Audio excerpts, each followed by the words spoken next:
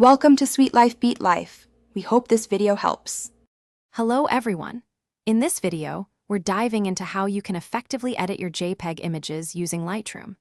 Many people wonder if JPEG are truly editable, and the answer is a resounding yes. Lightroom offers a powerful suite of tools that allow you to make extensive adjustments to your photos. The best part is that all your edits are non-destructive, meaning your original JPEG file remains completely untouched, giving you peace of mind and flexibility. Now, let's explore some essential adjustments you can make.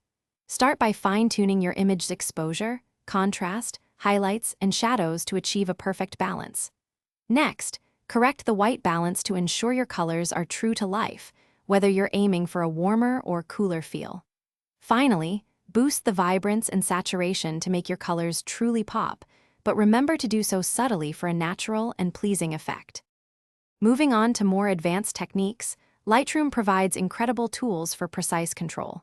You can use local adjustments, such as radial and graduated filters, to make targeted changes to specific areas of your image, like brightening a sky or darkening a foreground. Don't forget to apply sharpening to bring out fine details and use noise reduction to clean up any unwanted grain, especially in low-light shots. Plus, refine your composition with powerful crop and transform tools. Once your masterpiece is complete, it's time to export. Lightroom gives you full control over the output.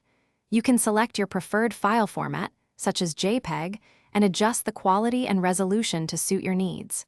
For instance, you might choose a quality setting of 80 for web use or 100 for high-quality prints. Remember to resize your images appropriately, and consider adding a watermark or metadata to protect your work before sharing it with the world. Thanks for watching. Consider subscribing if we helped you.